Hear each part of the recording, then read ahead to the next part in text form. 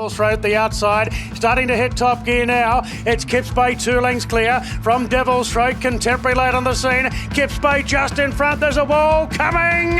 Devil's Throat lunged wide out. Devil's Throat. Welcome to Bet Doctor Behind the Curtain. Look at how pro punters operate. I'm your host Scoot. I'm in studio with John Walter. One gun John. What's that mean? Well, you tip in one race and it wins and everyone's happy. I wish that's how life worked. Imagine if it was that simple. I thought it was Saturday today, so I'm going enormous. I'm ready. It's Thursday. It's going to be a great show. DK, you're the Lone Ranger down there. How are you, mate? Yeah, I'm here. I'm me, Pat. Yeah, Nico's too busy counting it all at home. He just doesn't stop finding winners at the moment. Nico, he's in the eye of the storm, which is great for him and his supporters and everyone. But no, never a dull moment. Scoot, Singapore and Fireburn and Jesus. Whatever else has happened. The New Zealand tab and Entane and now the thing blown up with China and the welfare. So never a dull moment in this caper. Keep saying it. Yeah, we'll tick a couple off the list. A little bit of a pat on the back though. How's last week? Shack Attack, DK on the board, Verifier, Devil's Throat, Azula, Amakura. I hope everyone out there is backing a couple of winners. Yeah, it was a bit silly there for about 2 hours. They were just falling over, and they were all, and they're the ones like Devil's Throat, Act of God, gets up on the line against the bite. Like they were all. There's a few cover jobs. Fights back and wins. Verify. Yeah, it was amazing how the market knew Verify this week, though, wasn't it? Oh. Like we were tipping it the 2 weeks ago, and it was just hung around the double figures. This week, Jalco on the models, 11 into 550 or something. Yeah, gets the money. They're just so clever. They knew. Amakura was a big win. We got a few against the fee, but it was good. Yeah, it was bolted. Didn't look like. Yeah, weird Oaks, wasn't it? She had a bit of freak about her the last couple of wins, but she. Well, you know what to look for now. The fame and the Amakura, the profiles leading into those races. They're the ones you look for next time. Yeah, not many mares, not many horses have won an Oaks in their first prep. It was pretty crazy preparation. Like looked like it was never going to get into the race, then sort of snuck in and. Yeah, anyway. Anything the exact there, DK? Rio, one of yours? Oh, Rio. Yeah, that was good when it loomed up. I said, that looks like the lemming colours Rio. My horse I pump up and been following. I didn't have a cracker on it, of course, and there it was. But Amakura I've got past it. Yeah, but she's always shown good talent, that horse. Not surprising. That's why he won. So it was a 33s the week before, 16s in from when we talked, I think, to about 6s or 7s or something. It was it's probably the best back runner in the race by a mile. Yeah. But then the people can look at Rio and look at the SP and say, but then that's the one where I'd say, no, ignore the SP. That horse has always had that talent. Interesting one with Fireburn scratch so early on the Thursday. So it's strange to me that a trainer can keep a horse in for ages and then not scratch when they're dual nominated. There's all sorts of gripes as punters trying to bet early, but they don't give it the benefit of doubt to trot up or wait till Saturday. I don't understand why they had to pull the trigger so early for Portelli, and I thought there was a bit of a cloud around Amakura, who got an extra day, whereas poor old G. Portelli didn't get extra time with Fireburn, and he said by the time Saturday morning come along, she trotted up fine, but I thought he took it. Well, he kind of changed his story a few times. He said that's how she trots up. She's got a funny gait, and if you take her out in the track and after 50 metres she's fine, and then, I couldn't really work it out, but it doesn't make a lot of sense, especially if that's how she's been her whole life. She's running plenty of group runs, races, big races. The whole thing didn't make a lot of sense, and it's a bit like a lot of racing bodies. They didn't really come out and explain it really well, which is all they really need to do. I want to know because they'll say because she was 2.5 out of 5, right? So if she was 2, would they give her another trot up? If 1.5, what's the cutoff there? There's because she was 2.5, and the seriousness of the lameness. That's why we pulled her out on the Thursday. Because even if she trotted up fine on the Friday, we think she could have relapsed or whatever, that you couldn't possibly come that good. That's what that Queensland vet's saying, He's saying they've still got to get diagnostic stuff on her to get her to race up here again, She's obviously, they think still she's got an underlying issue, where he's just saying it was a gate from the long float trip or whatever the bloody thing was. But anyway, who knows? But that wasn't good. But these things, seventh scratching time Saturday is there for a reason. Like it's you should have until the last spell, but if that's there, it's pretty hard to argue with curious bets. Exactly, spot on. Have a look at all the crap that's going on in America at the moment. Churchill Downs and now Belmont and everything. So, horse welfare's to the fore, Scoot. And as you mentioned, DK, Singapore, a little bit of a shock for a few people here. The news was a shock, but looks like they're going to close their doors next year. Weird. I think they've got 18 months or something, or at least a year to wind down. That's even stranger. And it just seems there's a couple of different issues there. Lack of government support. The land's worth more to the government by selling it and redeveloping it. Illegal wagering. There's obviously been CityBet lurking in the background, and it's been a big driver of turnover, the illegals over in Southeast Asia. And obviously it's a smaller problem for people here in Australia. And then it sounds like the management's pretty much cooked, and there's a couple of casinos that are getting a lot of the entertainment and gambling dollar over in Singapore. Any thoughts? All that's good. Look, the government support one is the main one for mine, because I remember visiting there 15, 20 years ago and talking to Lupton and Laurie Laxon and others over there. They were saying, and then there was again that the government doesn't fully support racing in that jurisdiction. Way back then, they had problems with the gambling side of it and things like that. And then now they've obviously had the parameters, the turnover and the attendance parameters. The government's just been looking.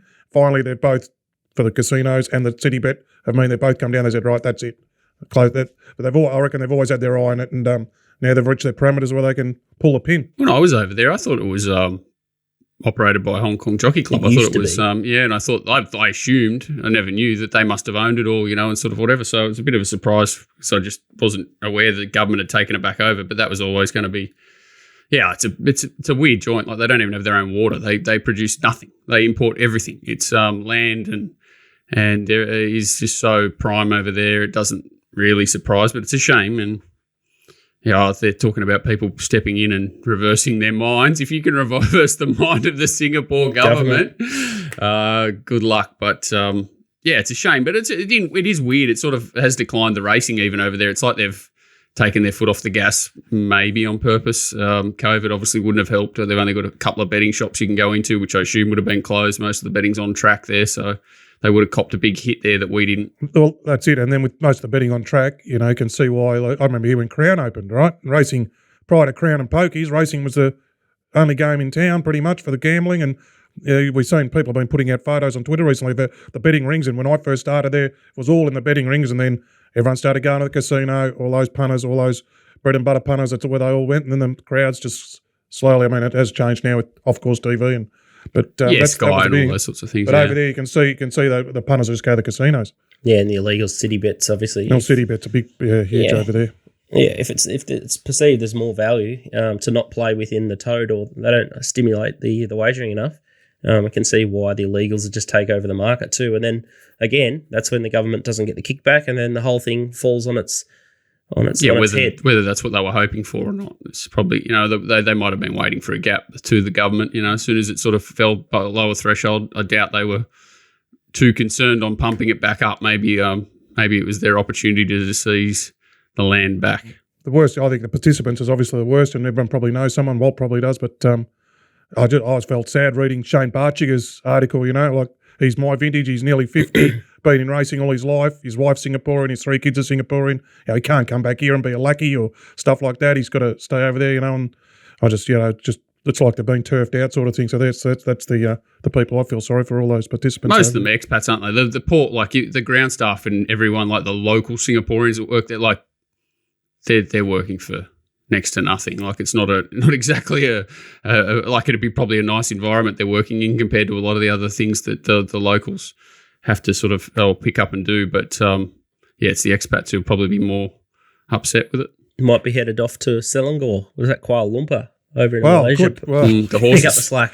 The Malaysian, they might the horses. That's where the horses will end up, and the Malaysian might kick on a bit. But she's a funny old game, Malaysian racing too. So anyway, I like this. What they only said, 715 horses. Kieran Maher's got more horses than Singapore. Interesting. It's funny, isn't it?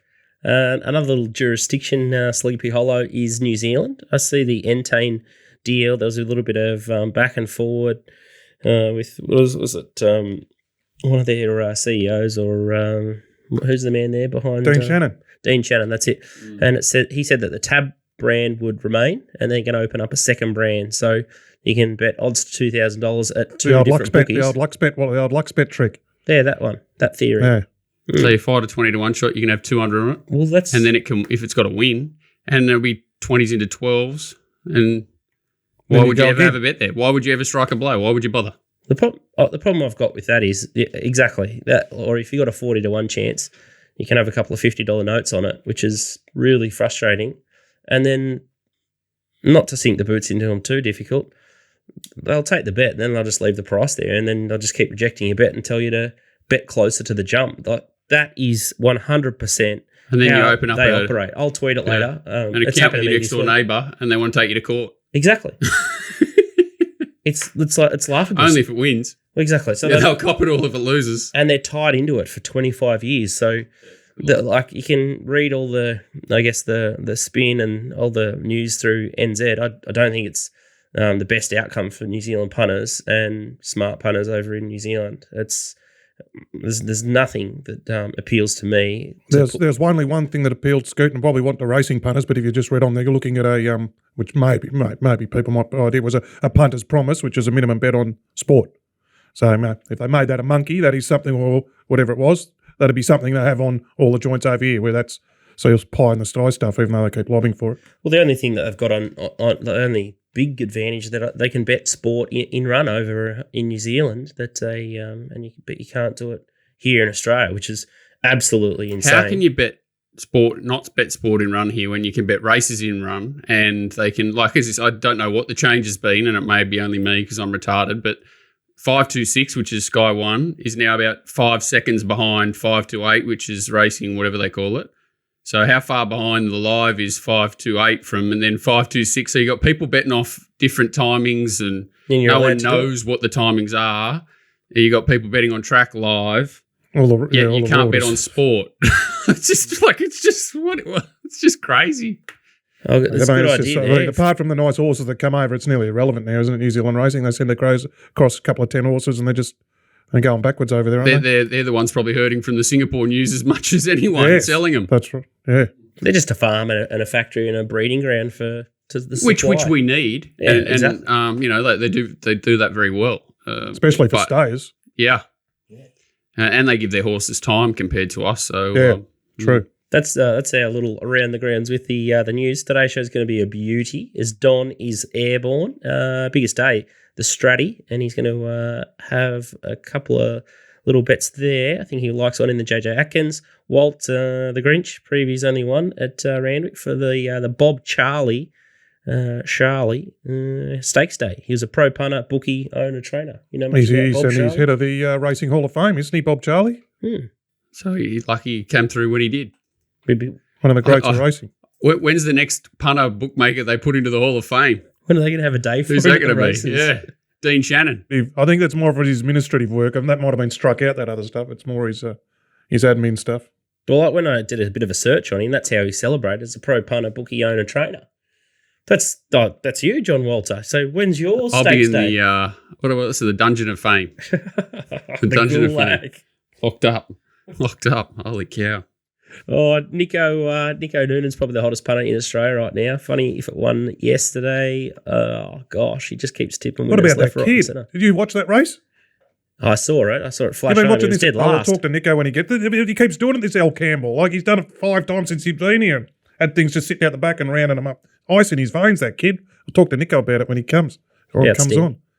The Salter from Malta, Az is back. Yeah, I think the rail's 4 metres at Eagle Farm, so he's going to have a look at a couple of races there. The TopSport Steamers might have to rebrand this as the TopSport Lays. They're struggling.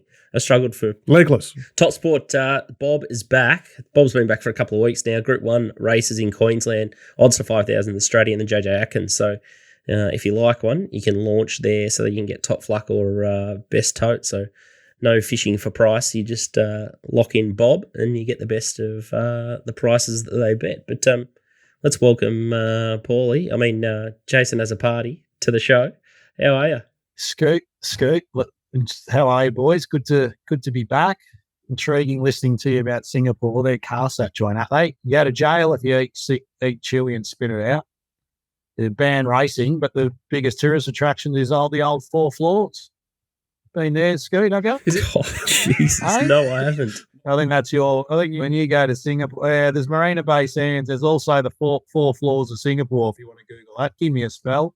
They allow that rubbish to go on, but you can't spit chili over a punt. As at the best place, my sister opened a hole in the wall Mexican place across the road from it, so you can sit there and watch them coming and go. It's the greatest people watching in history. It's literally across the road. I don't know what sort of hole in the wall she was operating. That doesn't sound flush. It would be good. Last time I saw her, she was chasing the CCTV footage to delete it from whatever happened the night before. So there's plenty goes on there. I've only been to Singapore a couple of times. Good joint. Yeah, it's good. It's Good joint. It's good for a bars, few good days. rooftop bars. It's tough to live there. It's tough to live there. No, it's good to drop in for a few days. Yeah, I was there for a few months, a couple of times. It's a grind. Why? You're scared to leave the hotel room. It's just boring. Hey, you are boring. He would have got sunburn over there. Playing tennis and that, there's brutal. The humidity's brutal. No good. Humidity. Okay, let's talk about Eagle Farm on Saturday, the Sky Racing Q22. Interesting sponsor there for race 6. Without a Fight's favourite here, 320 into 290 Numerian at $5. Hoita, $5.50. Dewey, $8. Serpentine, $12. Fame, DK's horse, 21 into 13. Crazy. Luncey's $20. Young Worth at $20. Nonconformist, 21. Lions Raw, 26. And then horses like Nonconformist, Banker's Choice, Colding, Media Award are right out the gate here. Can have a look at the replay of Without a Fight. Azza? Yeah, Tell us why you like this. This horse here, the yellow and the I think it's a chestnut, we call it, brown gelding. Look, it's a 6-year-old, but it's slightly raced, only had the 19 starts. Was bought from overseas to run the Melbourne Cup. SP $12 in the Gold Trip Melbourne Cup. Was spelled it. This is its first run back, and it's just got out here. Admittedly, it's only running past Luncey's here, but looks every bit of a horse that's just coming to Australia is going to progress through the grades. Looked absolutely dynamic there. The figures out of that race were good. They were 2 lengths faster than 600, 6 lengths above average home. You'd expect that for a Group 3 race against Standard 1800 at Eagle Farm. But to me, to the eye, there is only upside on this horse. $3, I'm very surprised. I just think it starts $2, this horse. I think it looks clearly the best bet on the program. I think it's going to get Freddie back in the Group 1 winning stall after it's fair to say a barren drought for the stable over a period of time compared to what they normally achieve. A lot of money munches here. I thought if there was an improver Dewey was pretty good first up over sort of after 200 days off in that Quetor race. I thought she could improve out of that. Barrier 3 gets a nice suck run. She could be the danger. I'm just willing to risk Quetor and heavily involved Without a Fight, and I'll chop out on Dewey. I agree wholeheartedly. Serpentine blinkers on. They're not going to loaf here. That should soften up Numerian, who gets a nice run, but a bit of a whacker. Wetter's going to be out the back with Without a Fight. I couldn't possibly see Wetter coming and beating Without a Fight, and Dewey's the one that he sort of half carved at first up as well, but it's very fast run race first up, probably not ideal. So I agree. She's the horse I don't want to beat me. And I thought if there was a knockout, blowout horse, it was Lions Raw. Just a weird horse that was a good run down at Wagga, and I just was sort of been waiting for it to pop up again. And because it's 30 or 40 to 1 here, I don't want it to beat me either. But I'm with Azza. Yeah. That was enormous at Wagga, wasn't it? Yeah, should have won for sure, yeah. And in the autumn, you almost think it was it the autumn or the spring? It ran second in the Epsom or something, didn't it? Could you see it? If they really go quick, it could let go off a fast speed. Yeah, yeah, a good point.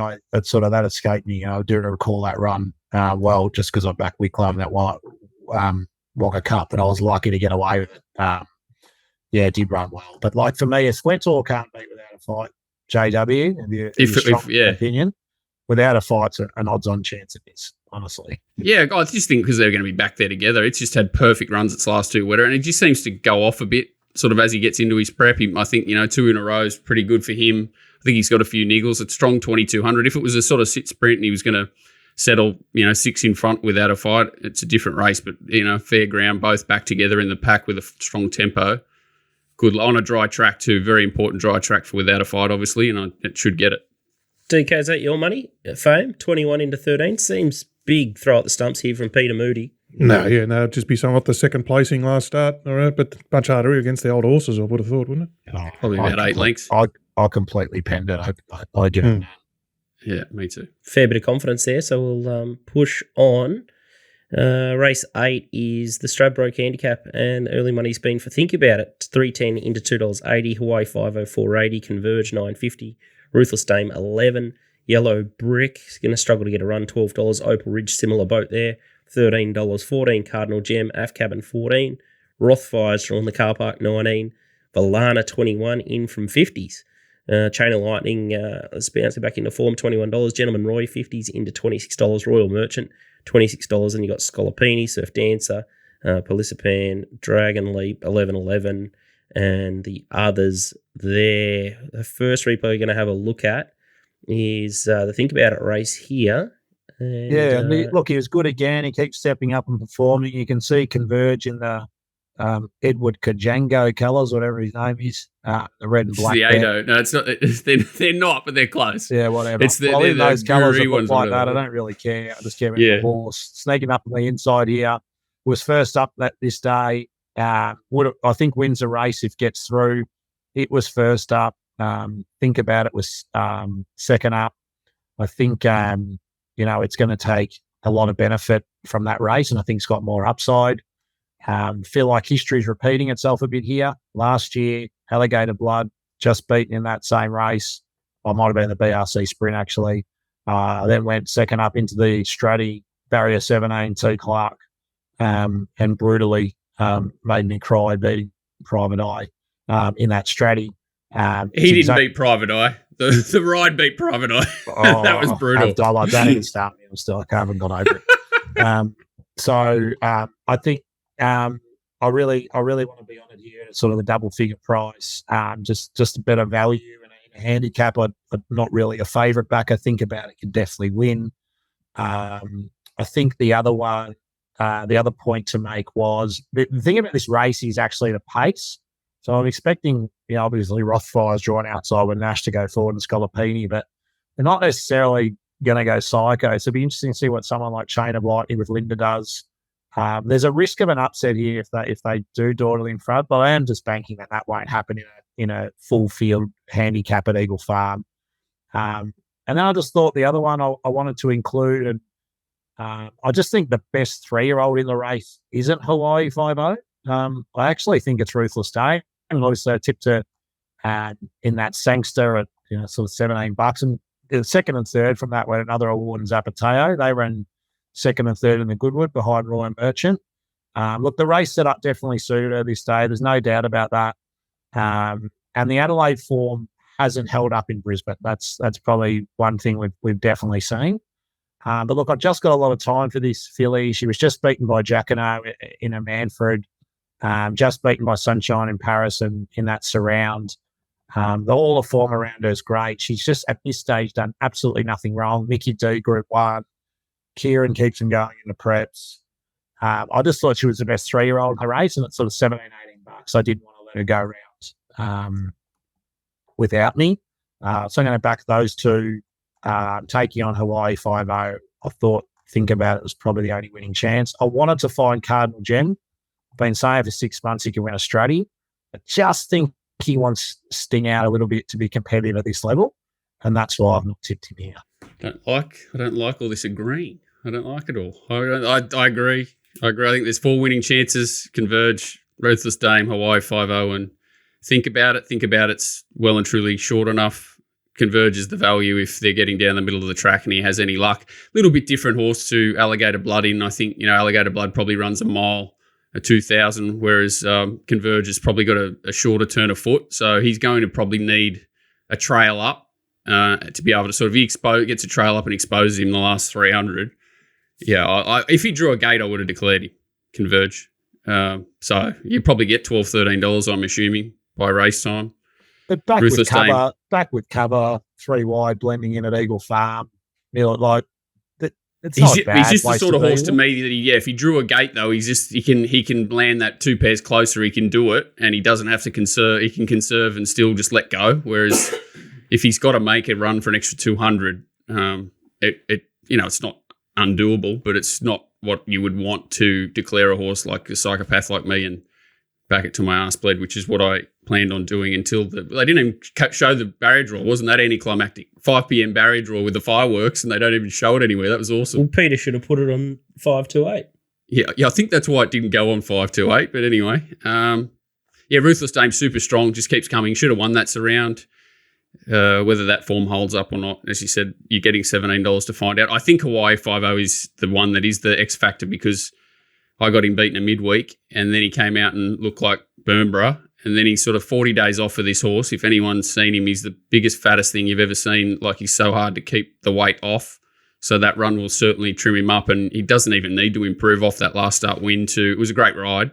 But he gets the draw, 49.5. He's a monster. He's going to feel like he's got nothing on his back with Schumacher flapping around on him. And if that improves him, he could dead set piss him. I'm very scared of him. Is it the winner on the 7-day backup of that 3-year-old race? Heavily backed in this race every year and generally doesn't win? Yeah, Question. I don't know. I assume this horse will. Was it last week or was it the week before? Last week was it? It used to be 7-day backup. Was it changed now? Was it? I think it was 2 weeks ago. I don't feel like it was last week. It was 2 weeks ago. I think you're right. Yeah, he's just a big, gross horse, and he was like 35 to 40 odd days between runs or whatever it was last time. And I just think he's going to take so much more improvement than a horse like Think About It will. And just perfect draw, 49.5. It just, holy cow, it's going to run a race, I would expect. Yeah. I think there's a couple of more winning chances than 4. I think Afcabin's the forgotten horse. He only just got beat by Giga Kick when he was fresh into the Doom and 10,000. I think that profile coming into this race is a good one. It looks like he's drawn wide in barrier 19, but after scratchings, he comes in about 4 gates, and you can get $14 about this horse. I know he's better on a wet track, Afcabin, and I've never really been in his corner. I'm putting Does he run 1400? Dolphin shirt on, but he's just a crazy price. I saw the run. I wanted to find it as well. But yeah, I'm a suspect 14, and I didn't think 19 was going to help with that. So 14 off a break is the key, isn't it? 14 off a break. Yeah, well, when was that Giga Kick race? 3 or 4 weeks ago, was it? Because it ran by Giga Kick.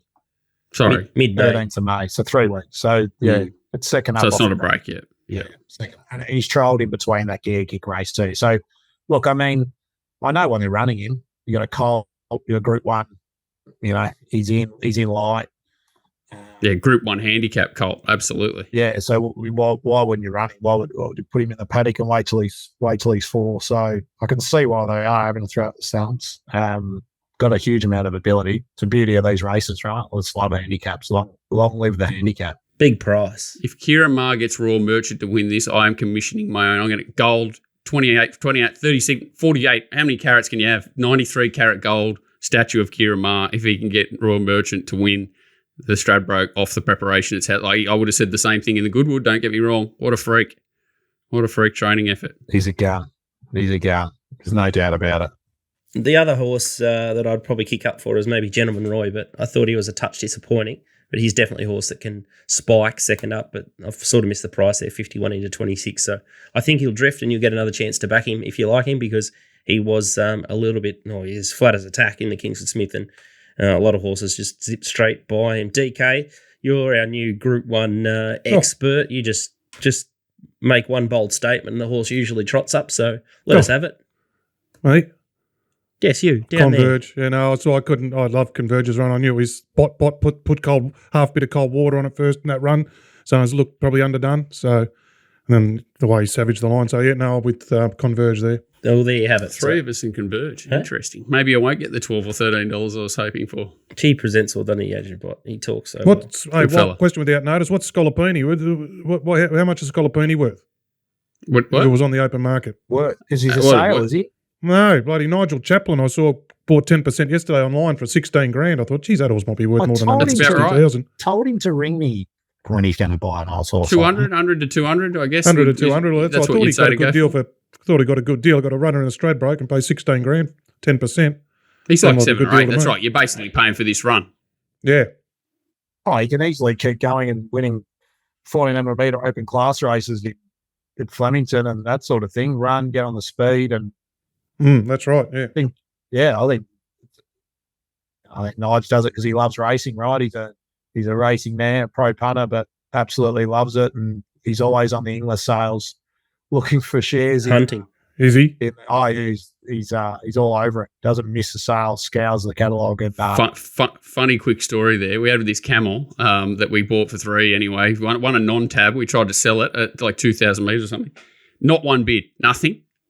So then it came out around third or something. Then it won a tab meeting, and we put it back online. Trainer rings us up. He's like, I want to keep training it. So we said, no worries. And he wants to do a deal to train it. We said, okay. Couldn't take it out of the sale. So we just put a 50,000 reserve on it. They go to 20,000 on it, and the bloke's ringing up, death threatening. What do you mean it's not for sale? This said, mate, you could have had it for nothing 2 weeks ago, you imbeciles. And it never got a bid. Now 20,000. Now they're wanting to take us to court and everything over mate. The racing game is so funny. Is that what the trick is though? What? There was one yesterday of Trent's in the thing yesterday. And I saw passed in 50,000. I said, 50,000 for that camel? But is that like, why would you have a reserve of 50,000? It's a walking machine. But is that why they couldn't pull it out of the sale? So you put a 50,000 reserve on it. To be 100% honest, I'm sure that we would have, if we thought we were going to get 20, we would never have put it on there. We thought we might get 5 to 10. We did the deal with the trainer before, like the day of the sale. So you're not going to go back on your word. But like when 20 popped up, we were actually more sick than like we were happy to take it. Now you're stuck with the bugger. Yeah, exactly. Yeah. It's exactly. Jesus Christ. It's crazy what some of these horses are going for. I'm assuming like Jared had his horse. He's got a share in that LD as that won yesterday. You would say he's just a fair horse. And I think he's won like, I'm going to say 170 grand over the jumps. It's so I'm assuming that's what they were looking for my horse for is a potential jumper because there's a bit of money still left in it. But yeah, it's an interesting. There's so many angles in there. Everyone's got their own angle in this game. Yeah, quick one. JJ Atkins. You like anything there in the other Group 1? We've got no replays. Azul's a favourite. Tannhauser, snapback, make a call, congregation. It's pretty weak. Like I wanted to find the size form, but that make a call flew up on the rail, should have won. And was unlucky out of that race, which makes me wonder if that race is Pox or the Fernhill make a call Tannhauser forms in. I actually just thought the favourite last week. I know I got headed and fought back, and you're thinking, that's not Group 1 form, but 1,500 metres, they went really, really hard. They went about 8 lengths above to the 6. Got headed and fought back. T. Clark goes forward. I thought you could do worse than backing Hit. I've been backing Make a Call the whole time. My God, it's a maiden still. And off the last run, if you didn't look at its form, you just watch that run, you'd say it wins. But, man, when you're looking at that horse, you're really wondering about this race. It's a very weak JJ. Yeah, I thought the same, like pretty impossible, but sort of going through, there was 2 things. I thought Snapback was like far and away the best run in that race. Did you?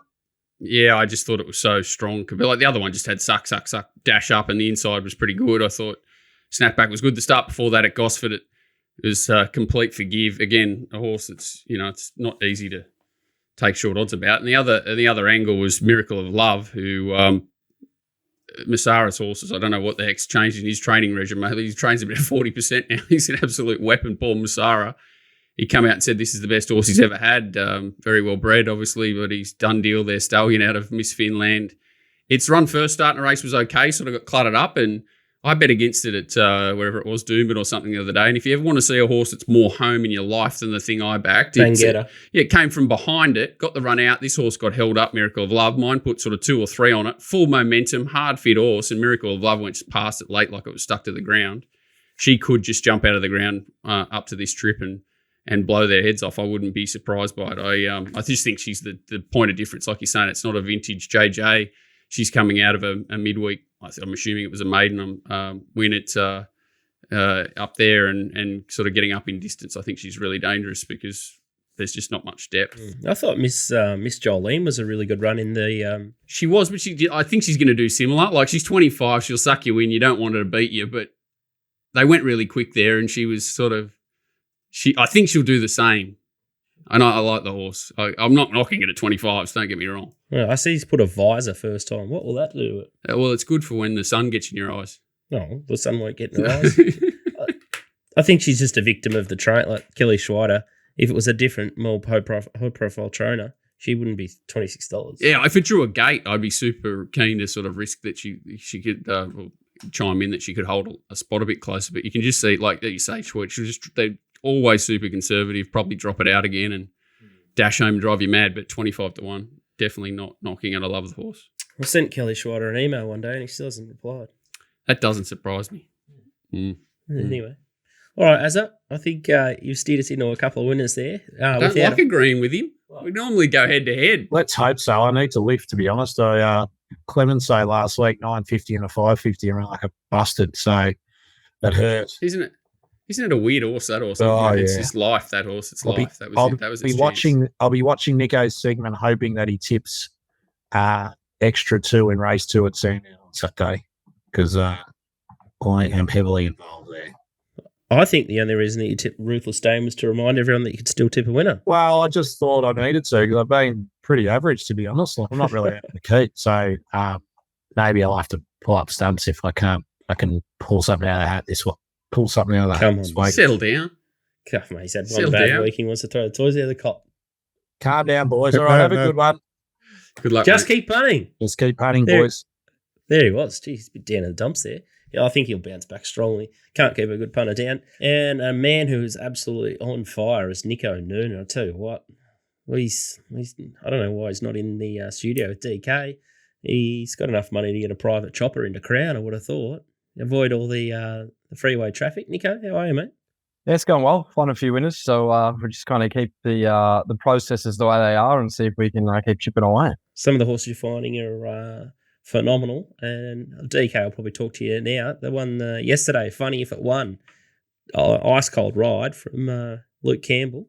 Yeah, it's a good win too. Like a horse that's always shown a fair bit of ability. I sort of fell into him on debut, I think at Matoa or one of those tracks way back when. So we always sort of followed him, and yeah, it was hard to be our stuff, sort of 400 out. So when's he actually going to go for this horse? But he timed it pretty well. He ended up winning pretty easily, won by sort of a length in the end, so half length. So yeah, the reports out of WA was he's a really good rider, and he was definitely one of the better riders there. So he's come here and he's going well. So he looks fineable at the moment. Gee, Paddy Payne's going to keep finding if that's the way he's going to keep riding his horse, because he rode Crew Class nice and cold as well. And then those couple at Packet and Polly when he went there the other day, Nico, dodgy one for Bedgegood and Arctic Princess anyway. Arctic Princess was going to get back anyway, but geez, did he bide his time on those things and he rounded them up as well, same as that Funny If It Won. So he's like the old Billy Egan Mark II, I think, but Paddy Payne's going to enjoy using him. Well, yeah, well, Paddy will love that one. He loves his horses sort of ridden that way. So you'd think of all the apprentices that you could sort of find at the moment with the 2 kilo claim, G is going to be one that's highly in demand, and Patrick Payne's stable. He's absolutely flying, and we're aboard the train there on Saturday. Hopefully, he can get another winner. I think it's going to stop the train. He's completely airborne. Race 2 is the first one I'm going to have a look at, and a little bit of an asterisk or a disclaimer. The Assaulter from Malta did not see the run sheet before the show, so this is an interesting selection from Nico. Race 2, Sandown is the first one, the Quay Clean Handicap. Extra 2 is a favourite here, $3.80 into $3.60, free-wheeled $5, Vagrant $6, Second to None $6, Jenny Jerome, good winner last start, 9 into 7, Lady Jones $9.50, Foreign Raider $14, Hazel Baby $14, and that rounds out the chances. Extra 2 is the horse that Azza likes and Nico's found as well, and here's her at Kyneton. Yep, jumped straight to the front on this day. She was a short price favourite. She was expected to do this, but this was a dominant win. She didn't go hard early. She went pretty slow, actually, but the way she sort of sprinted up late, she led the field up and still run home in the quickest closing sectionals of the day. I just thought this sort of, her work the last 200 metres and the turn of foot she showed there.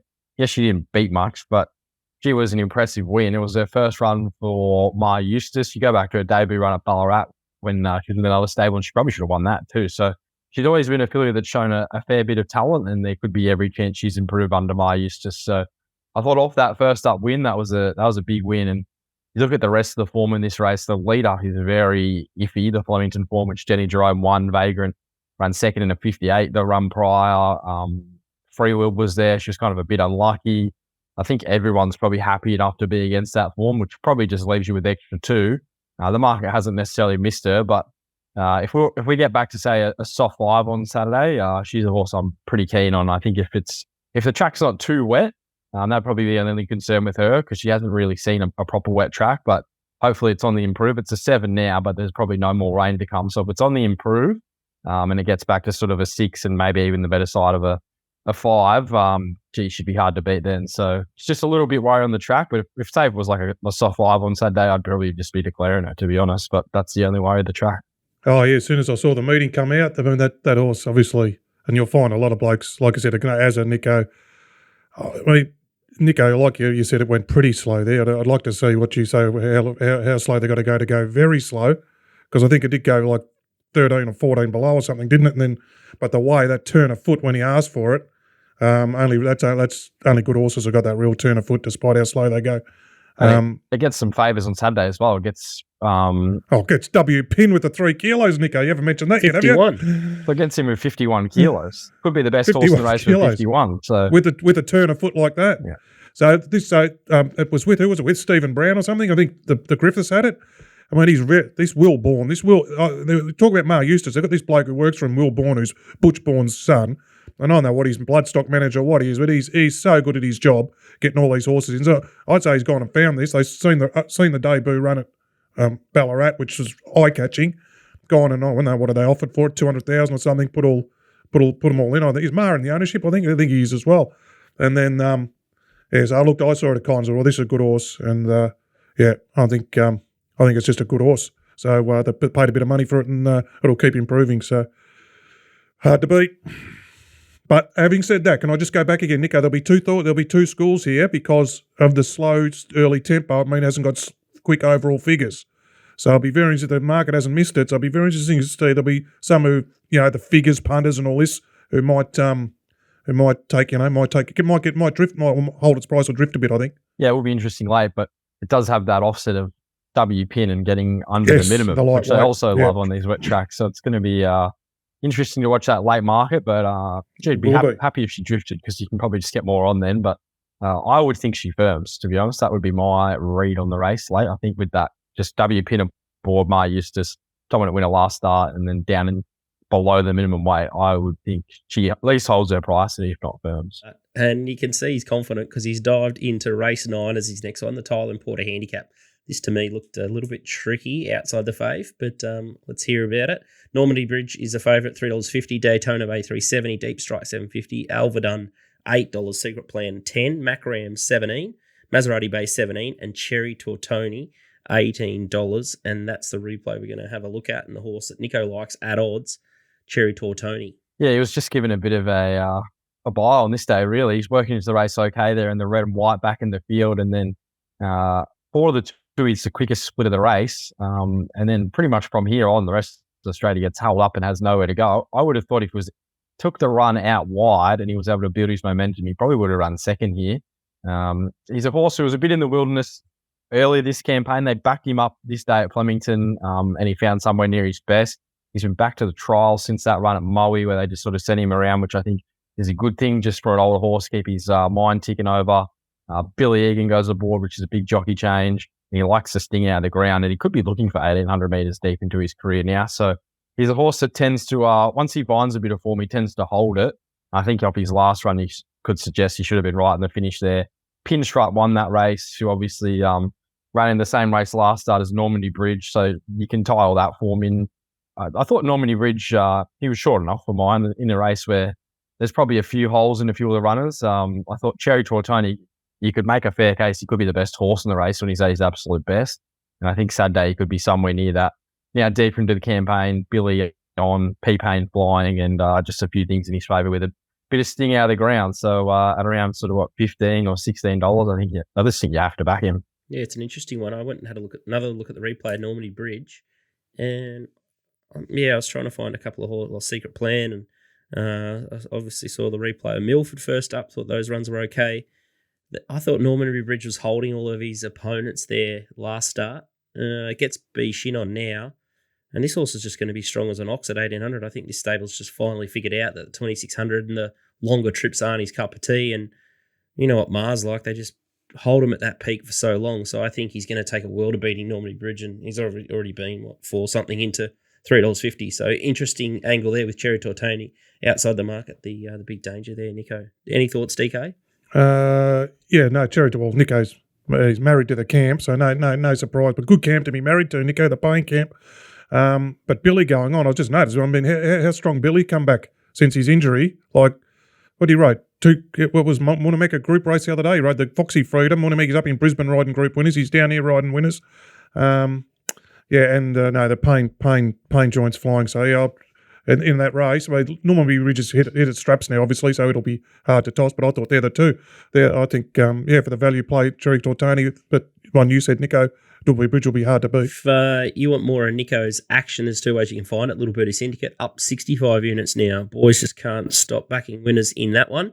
So roaring at the moment, that one. There'll be some action possibly at Swan Hill. Friday looks tricky. I've got a couple of black bookers over the weekend at Swan Hill though, so I'll be dabbling into there. And then his Mounting Yard Mails, these Metro service. So you get Wednesdays and Saturdays. So that's via Telegram. So there's two ways to get on the gravy train with Nico. But good luck today, Nico, and whatever you're up to today. Hopefully you're not shopping for a ring or anything. Just keeping the head down and. We were shopping for a horse. Actually, we were going to the wheeling sale, so maybe something there. Oh, are you? But we'll just see how we go. Patience of Job with a weanling. Yeah. Crikey. It's all right. 3 years later. Oh, That's all right. He's onto something. I like him in the truck run next week. I'm still Too bored good. for the week. All right, good luck with that, Nico. Nico is obviously a puntingform.com.au disciple, so if you want to transition your next step into a semi or full-time pro punter, make sure you check out puntingform.com.au. Their database is so easy to use, and it's a great place to store your notes, do all your speed mapping, and keep all your info in the one spot. We're going to have a look at Randwick, Mr. Walter, and it's pretty blue skies there down in Sydney, which is a nice little change. Race one's the Couple first one we're weeks going to in a have a row. look at. And it's the Roderick Lodge Handicap. Osmosis is a favourite here. $2.40 into $2.30. Royal Tribute, $3. The Correct, $9. Fleetwood, $12. La Boquera is $14. Hellfire Express, $15. Sovereign Fund, $17. Sweet Proposal, $26. But you're all about the favourite here, Osmosis. And this is its first start. Where is it, Gosford or? Yeah, it was a weird one to take it to an open class sort of midweek or whatever the heck it was. On debut, they took the sit, tried to teach it. Definitely could have led if it wanted to. Inside probably wasn't the best part. Did dry out as the day went on, but still not the best part. And sort of see it doesn't. Soft win. Yeah, soft win, and only sort of probably got the second gear there. Trials before that, extremely good.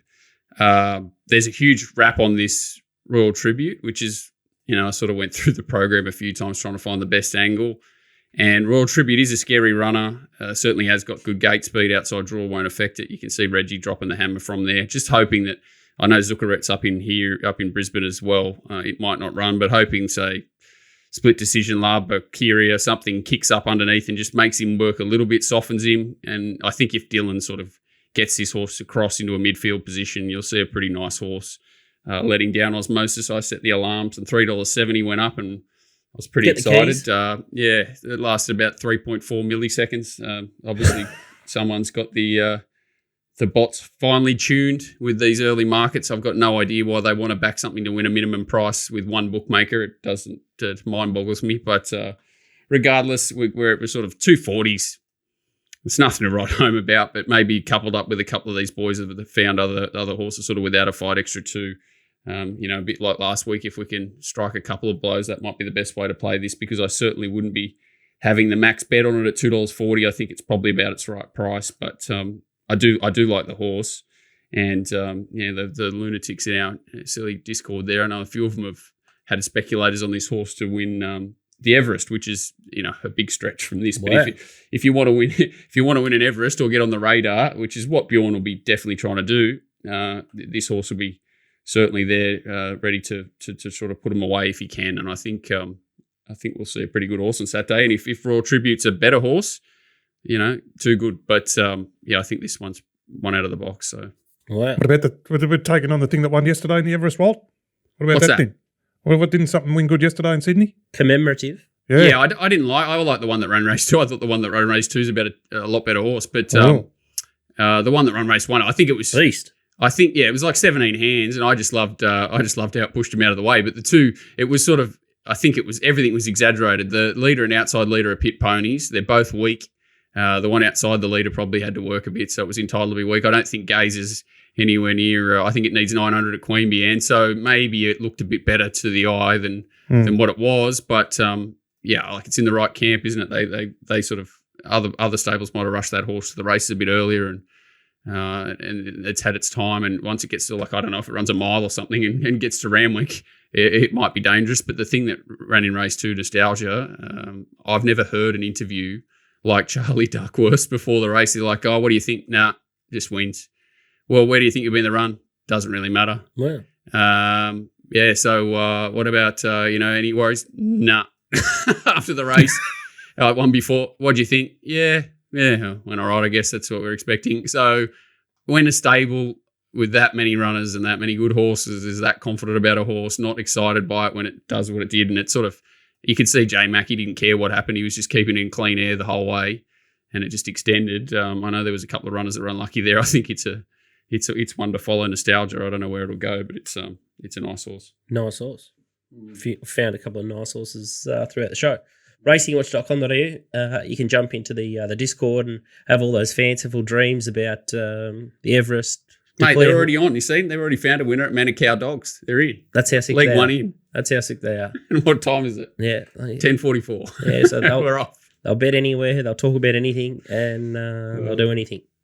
So they're very exciting people. If you don't want the head noise, make sure you check out the Telegram link, and you can just get the tips and no noise there. So racingwatch.com.au is an absolute beauty. It's time for another man that's absolutely white hot. It's Donny's best. And Stradbroke Day is upon us. I've got a couple of best bets around the grounds. Looks a cracking day at Eagle Farm on Saturday. One of my best bets comes up in the JJ Atkins at race 7, Tannhauser. It was very good in Sydney, off a freshen up. I think it's improved this preparation. Its trial before its first up run was sensational, and it backed it up last start, running home in really slick time off a slow tempo. J-Mac goes on, the low draw suits. I'm looking away from the lead up. Brisbane form, I think many of them cross the line together. A few are unlucky, so I'm prepared to look for the different form in this situation. I think Tannhauser around the $6 mark looks a nice play. In Randwick, we go to race 8, We Will Rock. It was very good first up, splitting Devil's Throat and Robusto. Both of those have come out and won since, so the form is holding up well. It dropped 7.5 kilos. It finds the lead back to 1100 suits. I think it'll lead, kick, and should give a really good sight and hopefully win at around the $4.50 mark. So the two best are Saturday, Eagle Farm, race 7, Tannhauser, and Randwick, race 8, We Will Rock. Good luck. Interesting one, Tannhauser. He looked like he was asleep last time for J Ford. He gets James McDonald this time.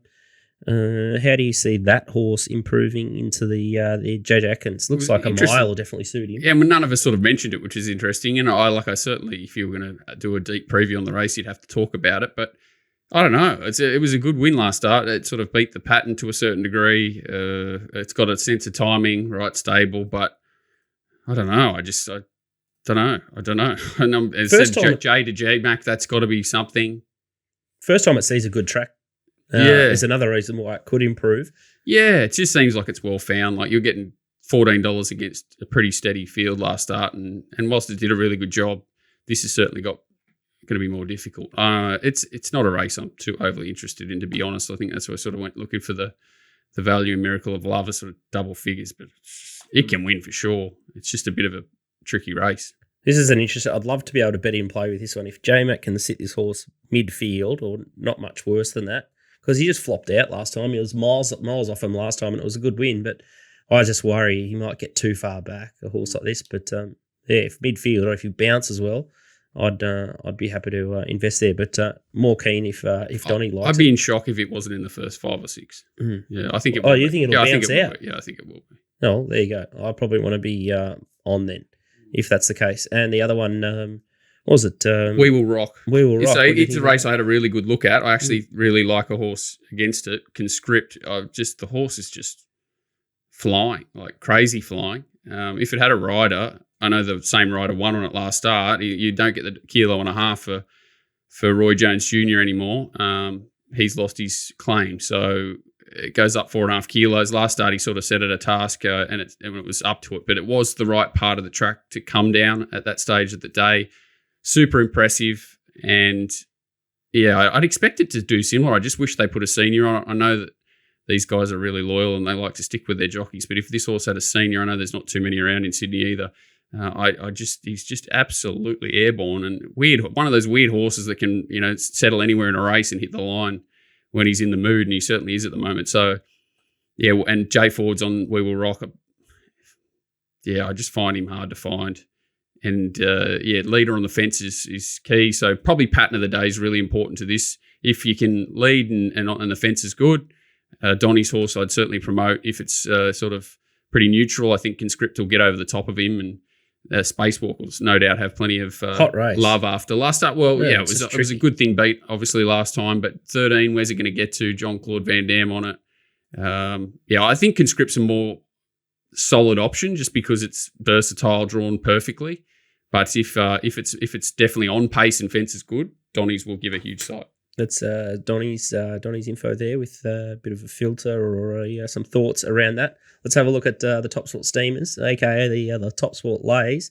The first one here is race 7, number 12 at Eagle Farm, and it's a $500 at $26 on King Colorado. So it's another horse we haven't mentioned. I thought we've talked about the whole field now. Just goes to show how deep. It's Mar Eustace.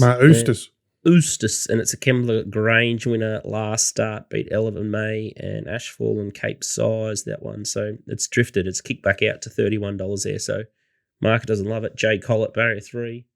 Yeah, so 14 a mile, right stable to improve, a bit like Waller. Once they get to a mile, you do get scared. You start to be scared about wanting to oppose them, that's for sure. So, yeah, I'm not knocking any horse drawn soft in this race. It's obviously progressive at that price. This next one isn't my bet. Race 8, number 7, Gentleman Roy, $200 at $31. But I'd say he's a knockout chance if they go a bit, if you can just control the race up front. But be interested to see what Rothfire does from that wide alley. You would think that Surf Dance is going to rock and roll. She's got 3 in the race. 2 of them are going to be suited by a solid tempo. I wouldn't. Yeah, Ryan Maloney's probably not the one you think of. Like, wouldn't you love to swap? I know it's got 49.5, but wouldn't you love to put Ryan Maloney on Hawaii 5-0 and throw Rachel Schumacher on Surf Dancer? Holy hell, that'd change the whole race. But I'm assuming they'll run along. Usually the winner comes from just off the speed. Historically, Stradbroke, but did play it a bit leaderish last week, I thought, Eagle Farm.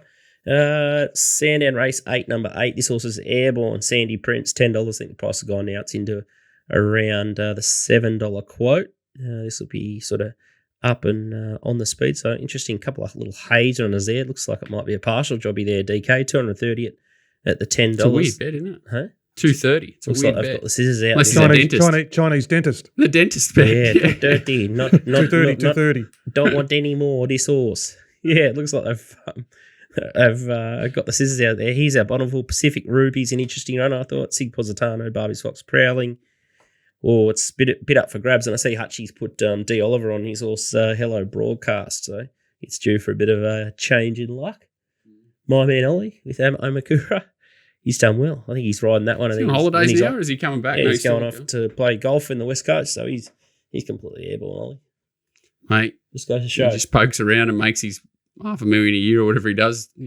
Tough life. That's when you want to be on him. Group 1, big price, off the map. Boom. You know we can get the job done, that's for sure. Yes. Mind on the job. Righto, DK. Now it's your turn. Have you got anything for us? Shack Attack? Boom shakalaka. Oh yeah, we'll see what happens when I go back on the dry or whatever. Get a result.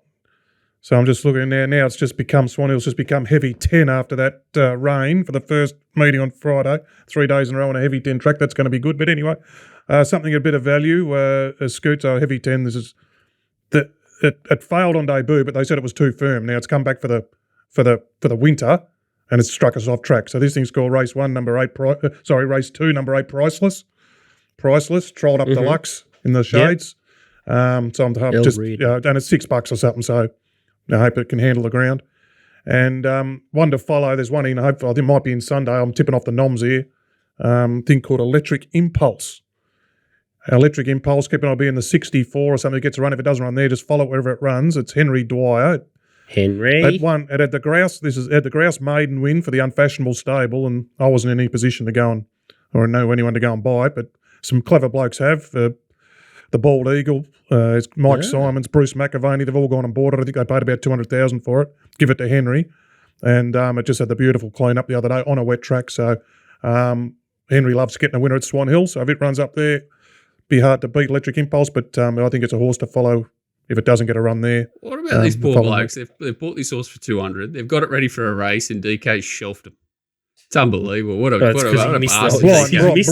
Blind Freddie could have seen it the other day. Yeah. No, it looks a nice horse. Anyway, so those ones, Scooty, but they both should have pending wet tracks. I think there's plenty of meat on the bone there and plenty of winners. So fingers crossed. We can kick on from last week's show because if you had backed all of them, or someone out there would have multied up a couple and made a good amount of money. I saw your tweet. You wanted to jump in the DeLorean and go back in time and put the multi on. Yeah, it would have been handy. You would have made a fortune. They're all too close, and I like up that you're so wrapped up in I am in Sydney or whatever racing. You're just sort of bouncing between channels and races, and they just was like, poop, poop, poop. It was crazy, wasn't it? I missed them all, but no, it's good. Hopefully everyone found a couple. Yep, beautiful.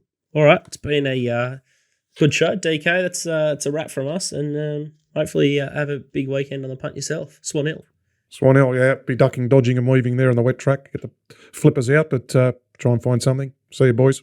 Looks super hard on Friday, and I think the weekend will heavy 10 hasn't helped. And then imagine the track's going to chop up, Oh, it's like warnable. It's just nightmare stuff.